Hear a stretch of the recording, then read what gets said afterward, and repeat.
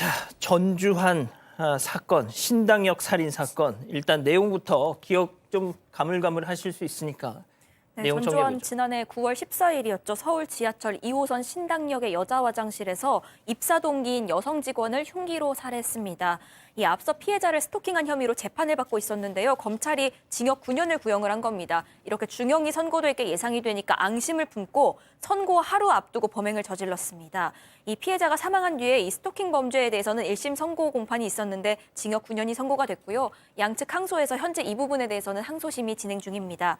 이 검찰 조사에서 범행을 왜 저질렀냐 이런 질문을 했는데 이에 대해서 스토킹 혐의로 9년 구형받고 선고 앞둔 상황이 되니까 이제 내 인생 끝났다는 생각이 들었다. 너 죽고 나 죽자는 마음이었다. 이런 취지의 진술을 했습니다. 또 지난달 열린 결심 공판 최후 진술에서는요. 삶을 스스로 비관해서 모든 걸 포기해야겠다는 짧은 생각 때문에 저 스스로를 놓아버렸다. 절대 해선 안 될 일이었는데 대체 왜 그랬는지 후회스럽다고도 했습니다. 자, 검찰이요. 사형을 구형했습니다.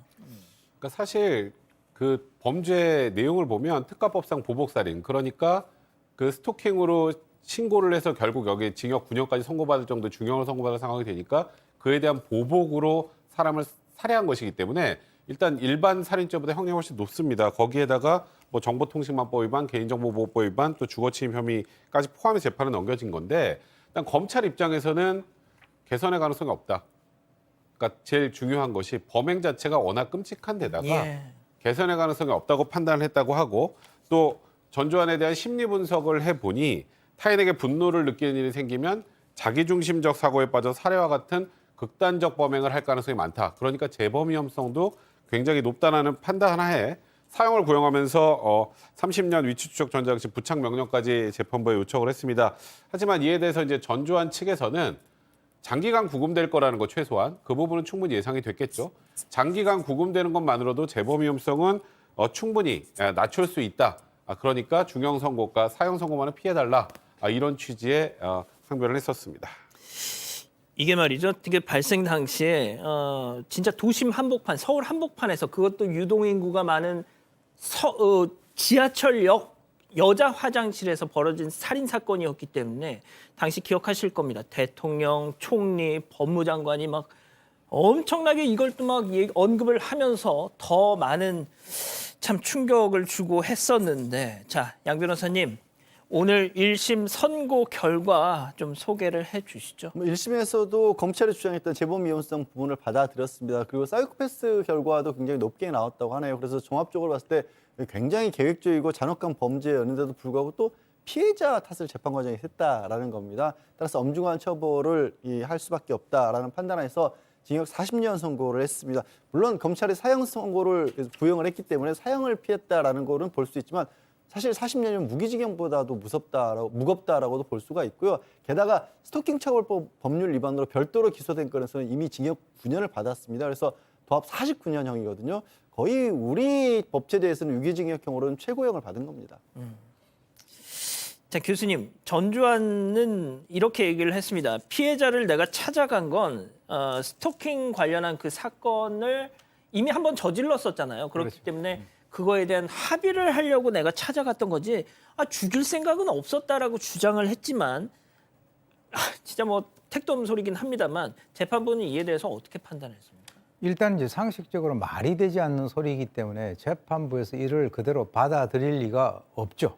그래서 일단 이 재판부는 뭐라고 얘기를 했냐면 지금 이제 이 직장 동료인 피해자에게 만나자라고 얘기를 해가지고 스토킹을 해가지고 그것이 이제 일단 형사처벌이 예상이 됐지 않았습니까? 검찰에서 9년을 갖다 구형을 했는데 그러니까 여러 차례 살해 목적을 달성하기 위해서 피해자의 주거지를 찾았던 것이 CCTV에 다 나와 있어요. 그리고 이제 주거지에서 못 만나니까 신당역을 찾아가서 미리 또 과도를 갖다가 이제 준비를 했고 또 공사 내부 통신망을 통해 가지고 개인 정보도 수집하고 피해자의 집을 4차례나 찾아간 것으로 이제 나왔는데요. 근데 그것이 어떻게 살해 목적이 아니냐? 왜 그러냐면 이 찾아갈 때도 평소에 사용을 하지 않던 일회용 교통카드를 이용을 했고 양면 점퍼를 갖다 입었다는 것도 상당히 좀 특이한 면이고요. 또 휴대전화 위치 추적 방해 시스템을 설치를 해가지고 활성화했다. 이 모든 것들이 전부 살인을 위해서 준비를 한 것인데 어떻게 해서 본인이 살해 목적이 없었다라고 얘기를 하느냐.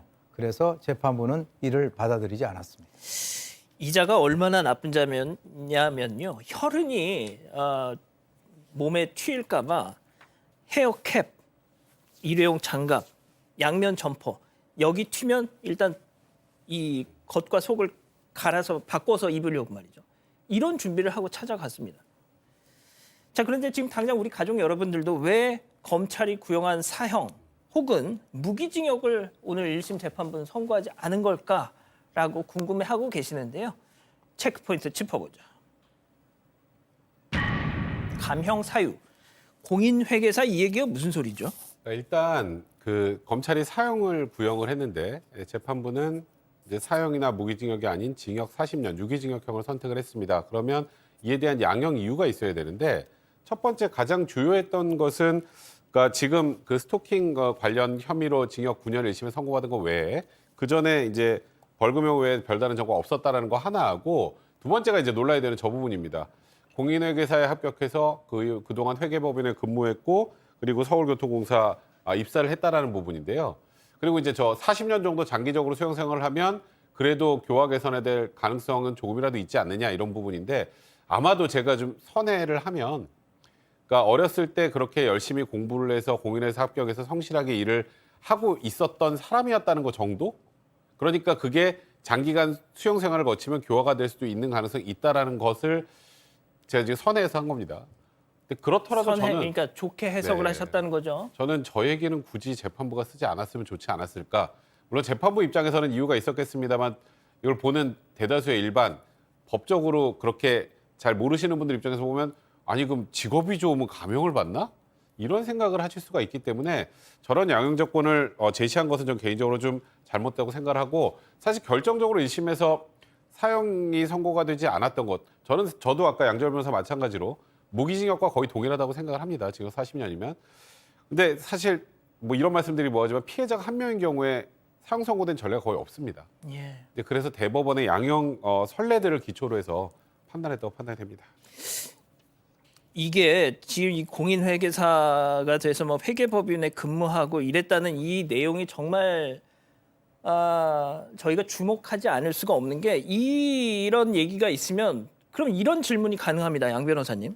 만약에 가방끈이 짧고 직업이 변변찮은 자가 똑같은 짓을 했다면 이렇게 반문할 수 있잖아요. 그러니까 저도 백 변호사님 말씀처럼 굳이 무슨 이런 또 표현을 집어넣냐 여기다가. 실제로 형사사건 판결문에 이런 것들이 많이 양형사유로 참작이 됩니다. 그런데 아까 백 변호사가 얘기한 게 어떤 의미냐면 평상시에 이 범죄를 저지르기 전까지 성실한 삶을 살아왔다라는 그런 뒷받침을 하는 자료로 쓰는 거예요. 근데 문제가 저도 이 사건에서 이걸 거론했다라는 부분에서는 절대로 찬성할 수가 없는 게 말씀드린 것처럼 보통 예를 들어 우발적인 길거리에서 싸움이 났다, 폭행을 저질렀다. 근데 이 사람이 그 전까지는 정말 멀쩡하게 잘 살아왔다. 이런 거면 얘기가 되지만 지금 이 사건에서는요.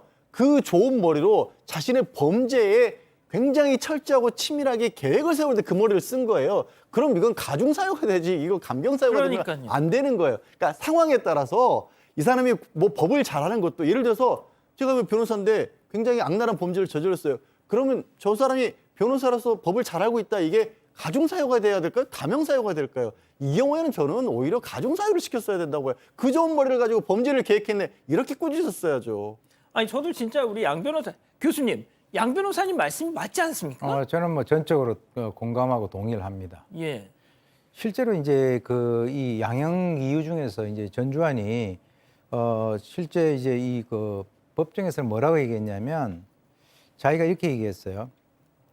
이 법정에서는 수용 생활을 통해서 잘못을 깨닫고 개선할 가능성이 없다고 할 수 없다. 즉 부정은 긍정이죠. 예. 그러니까 일단 이제 이 재판부에서는 개선 가능성에 대해서는 좀 이렇게 방점을 둔 것 같긴 한데 실제로 당시에 이제 뭐 반성문 제출하고 이렇게 된 상태에서는 실제로 이렇게 했습니다. 재판장이 판결을 마치면서 남은 평생을 무관 생명을 살해한 죄에 대해서 철저하게 반성해라 이렇게 얘기했는데 그때 당시에 어떤 반응이 나냐면 고개 푹 숙이고 할 말이 없느냐라고 다시 이렇게 물어봤음에도 불구하고 아무런 답을 하지 않았다는 거죠.